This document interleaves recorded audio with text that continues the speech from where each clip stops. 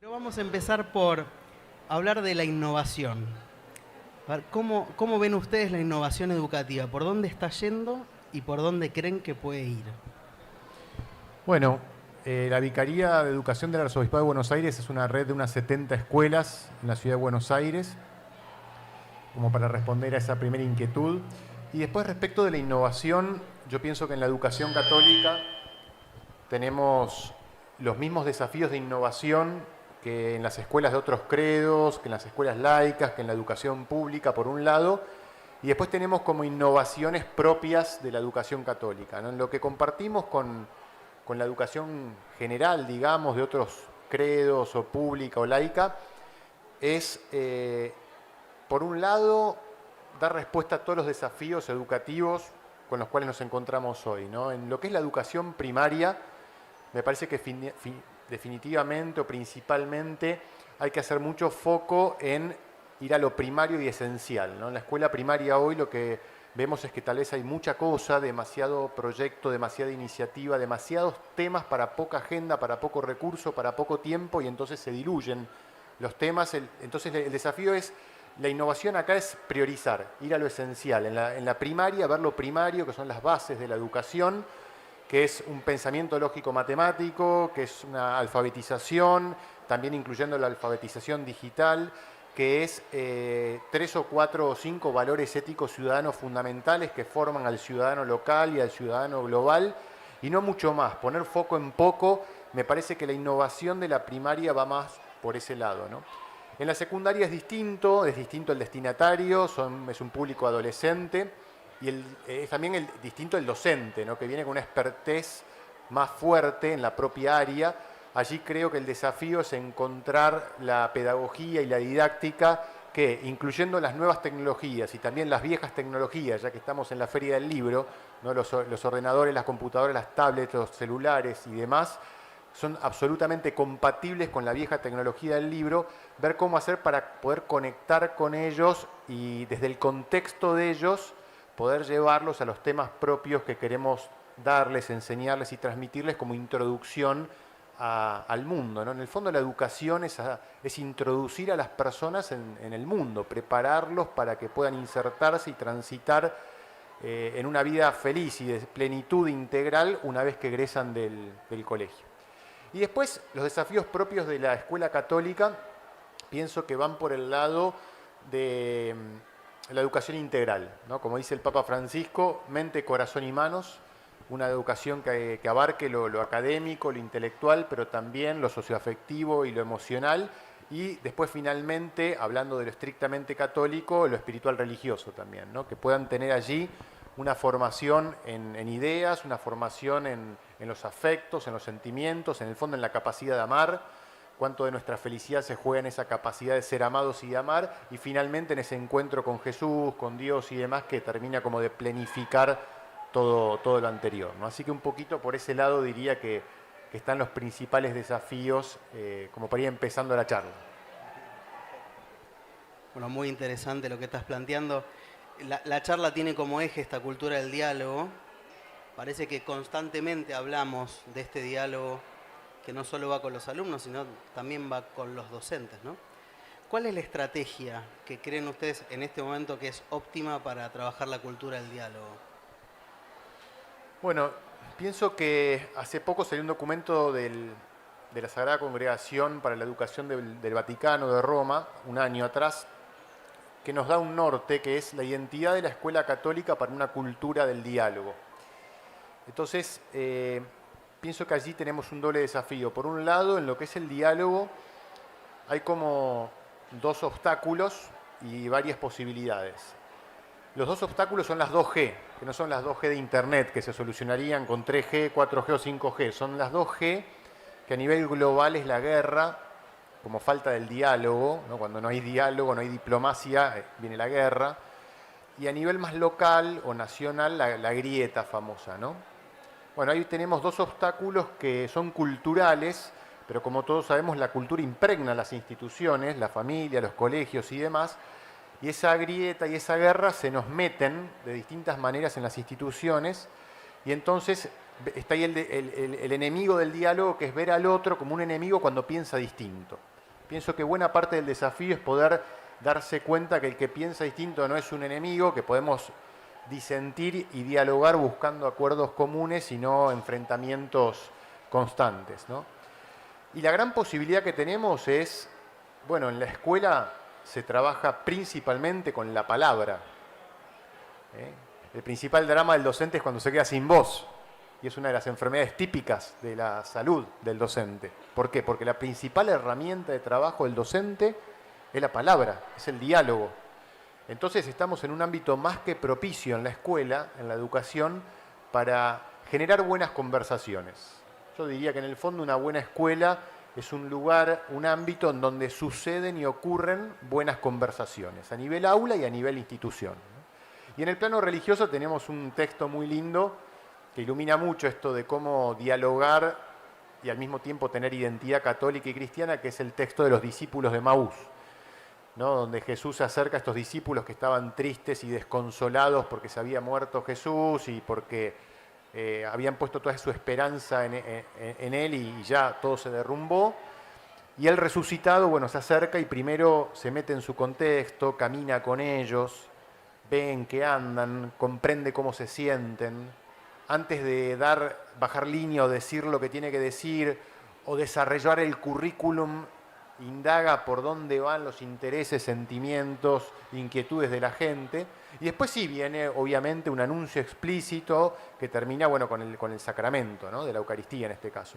Pero creo que ahí en ese texto hay como todo un plan pedagógico didáctico muy interesante para poder combinar, en el caso de la educación católica, la cultura del diálogo, la salida al encuentro, pero desde una identidad, con un mensaje, con una misión que tenemos en nuestras escuelas, con un ideario, que da respuesta a las inquietudes de los hombres de todos los tiempos, ¿no? Hoy estamos en una cultura que a simple vista parece secularizada, donde Dios está más bien ausente. Sin embargo, hay un deseo profundo de trascendencia y de espiritualidad que se manifiesta de múltiples maneras en la sociedad. Por ejemplo, la importancia que se le da a la meditación, ¿no? Entre otras cosas, aunque no sea católica, digo en general, y bueno, allí podemos dar respuesta nosotros. Excelente. Mencionaste algo que me parece clave en las dificultades que están experimentando los colegios católicos, que es la negociación, ¿no? Tienen que negociar constantemente con el contexto que están viviendo los chicos, pero hay una dificultad un poco mayor. Está bueno que haya agarrado Rosana el micrófono, porque se habla mucho de el contexto escolar como tierra de misión, no tanto de los chicos, sino de los docentes. ¿Cómo entendés vos, Rosana, esta tierra de misión donde el objetivo es evangelizar, capacitar y acompañar al docente? Bueno, en primer lugar, yo en vez de hablar de dificultad, voy a hablar de posibilidad y de desafío, ¿no? Porque, bueno, como directivo de una institución, como directiva de una institución, el desafío es que los docentes, que a su vez van a ser misioneros, ¿no? De nuestros alumnos, van a ser evangelizadores de nuestros alumnos. Bueno, esos docentes, algunos están embebidos en nuestros carismas, están embebidos en los idearios, en nuestros idearios institucionales, y andan solos, digamos, ¿no? Y uno está con ellos y los acompaña, y tenemos que renovarnos y seguir dialogando, pero son los docentes que caminan solos. Y tenemos otros docentes, incluso a la hora de hacer una entrevista para contratar a un docente, que uno dice, bueno, acá me va a costar un poquito más, ¿no? Esto va a costar un poquito más de trabajo, ¿no? Y esa es nuestra tierra de misión, ¿no? Con esos docentes que a veces uno, tal vez en otro momento de nuestra escuela católica, hubiésemos dicho, bueno, este docente no es o no responde a nuestro perfil, ¿no?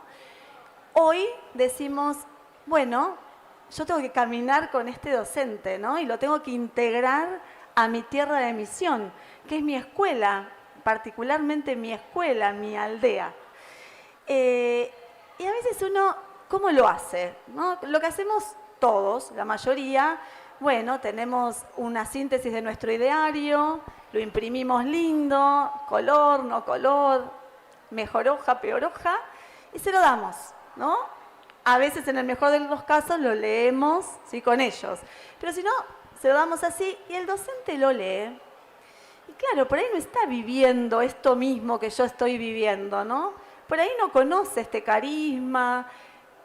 Por ahí está en la escuela porque viene a dar una asignatura, ¿no?, para la cual lo llamé, lo convoqué.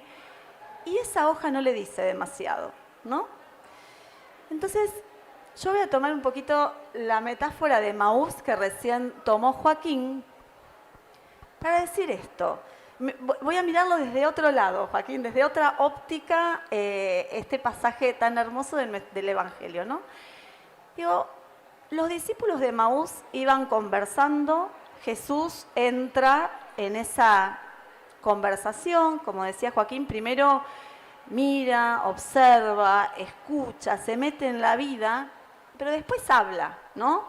Entablan un diálogo con esos discípulos.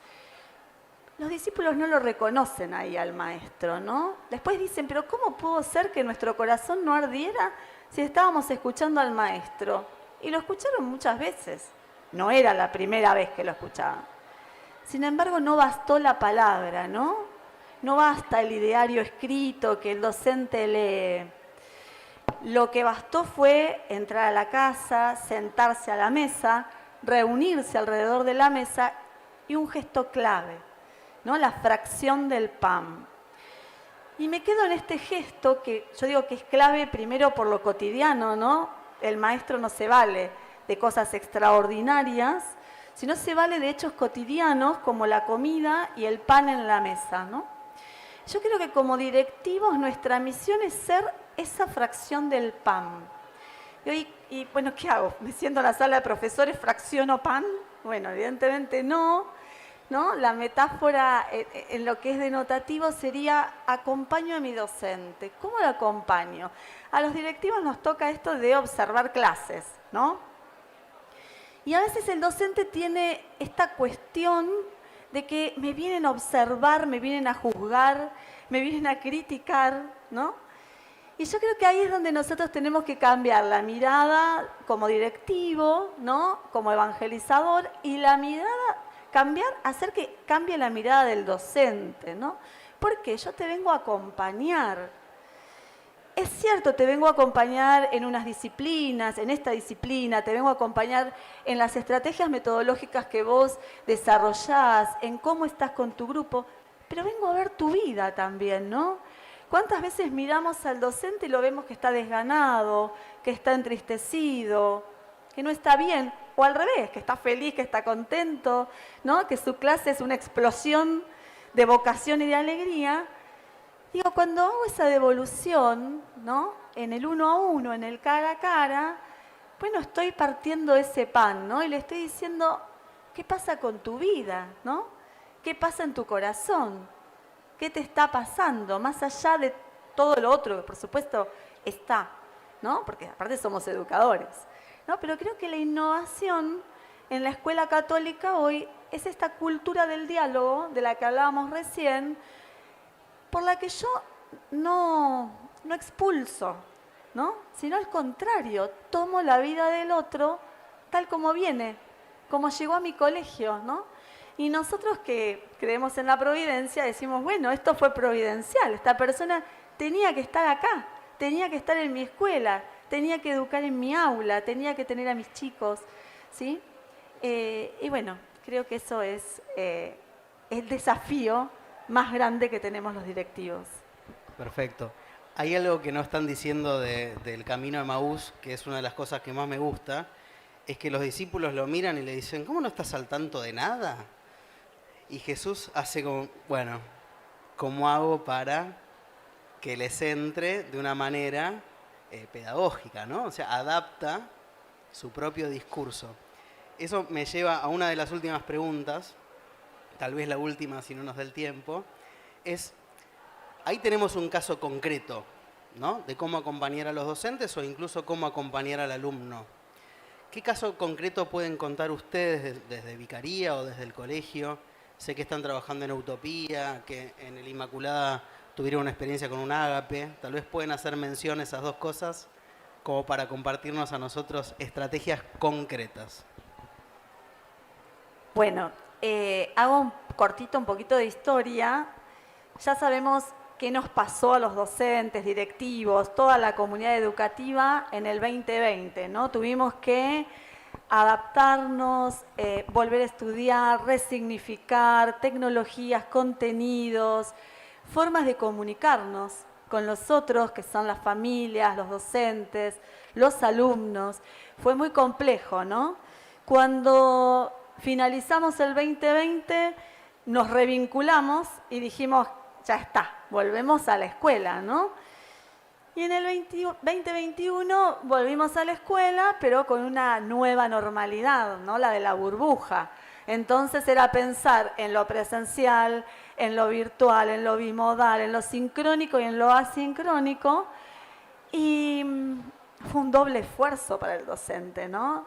Estaba ahí en la trinchera viendo cómo hacía, si me conecto, si no me conecto. Vimos ahí la inequidad, ¿no? Porque vimos que no todos teníamos las mismas herramientas, no todas las escuelas teníamos las mismas herramientas. Bueno, y llegó el 2022 tan ansiado, fines del 2021, volvimos todos a la escuela. Bueno, buenísimo, ¿es lo que queríamos? Sí, es lo que queremos. Realmente valoramos muchísimo la presencialidad, el uno a uno, el cara a cara, ¿no? Con nuestros docentes, con nuestros alumnos. Pero fue muy difícil el 2022, les cuento también que fue muy difícil. ¿Por qué? Porque volvimos a una nueva normalidad en que los alumnos, nuestros alumnos no eran los mismos, nuestras familias no eran los mismos, nuestros docentes no éramos los mismos, nosotros tampoco, ¿no? Porque los chicos volvieron con muchas ansiedades, ¿sí? Entonces, con muchas dificultades para relacionarse incluso, ¿no? Entonces, en un momento, la hermana María Laura, que es la rectora de nuestra institución, nos dice, nos ocupamos un montón de los chicos, los docentes en primer lugar. ¿Quién se ocupa del docente, no? Es cierto. ¿Quiénes nos ocupábamos de los docentes? Entonces, a la hermana se le ocurre armar unas reuniones que dimos a llamar Ágape, porque la verdad que fue una reunión en la que tratamos de primerear, en palabras de Francisco, a la persona, ponerla en el centro a la persona. Y esos docentes, todos los jueves, 3 docentes de nivel inicial, 3 de primaria, 3 de secundaria, nos reuníamos en un espacio con una mesa, con unos budines muy ricos que nos preparaban las hermanas, con un cafecito, un té o un mate, con un sacerdote misionero del África, que vino a misionar con nosotros, dificilísima tarea, dice que era más fácil el África que los docentes, de Argentina, y que acompañó esas charlas. Estas charlas en las que los docentes pusieron la vida sobre la mesa. No había direccionado nada, no había preguntas, ¿sí? Era, bueno, acá estoy yo, con mi dolor, con mi desesperanza, no sé cómo hacer, no sé cómo vuelvo al aula, no sé cómo hacer con mi familia. Bueno, pusieron la vida y pusieron el corazón en esa mesa del Ágape. De todos hicieron un esfuerzo muy grande, los preceptores, porque aparte fue un espacio de la mañana, del mismo espacio del aula, ¿no? Había que dejar el aula, dejar un trabajo, el preceptor ocuparse del aula y el docente ir a disponer su corazón allí. Bueno, fue todo agradecimiento. Excelente, excelente. Tenemos un minuto más. No sé, Joaquín, ¿querés comentar lo de Utopía, que es excelente, que viene de Vicaría, ¿no? Sí, Utopía es un proyecto de innovación educativa que se aplica ya hace varios años y promueve justamente, bueno, las estrategias pedagógico-didácticas, sobre todo para el secundario, para como conectar más con los estudiantes y hacer que más chicos aprendan más y mejor, ¿no? Y tanto en Utopía como en los distintos proyectos de Vicaría, nos preguntamos por qué hoy ocurre que muchas familias eligen escuelas católicas sin ser católicos. Hoy se da mucho ese fenómeno, es más, mayoritariamente diría. ¿Qué pasa ahí? ¿Por qué van allá? Bueno, y van para algo que es muy propio de la educación católica de siempre, que es la prioridad en el cuidado de la persona. Ellos experimentan o sienten que en ese espacio, que en ese ámbito, hay una escala de valores, un cierto cuidado de la persona, un acompañamiento, no son un número, se los considera en su singularidad, se los promueve personal e integralmente, y por eso es que van allí, ¿no? Y nosotros, los docentes y directivos, tomamos esa sana inquietud, la llevamos adelante y le agregamos el plus de la fe católica y cristiana, el anuncio explícito de salvación de Jesús y en el Evangelio, ¿no? Convencidos de que allí hay una respuesta para los hombres de todos los tiempos, ¿no? Hoy, ayer, hoy y siempre. Así que bueno, en eso estamos. Excelente. Bueno, muchísimas gracias a los dos. Rosana, Joaquín, es un lujo estar compartiendo este espacio de TIC+, acá en la feria. Así que muchas gracias. Bueno, muchas gracias, un lujo. Gracias por el espacio otra vez.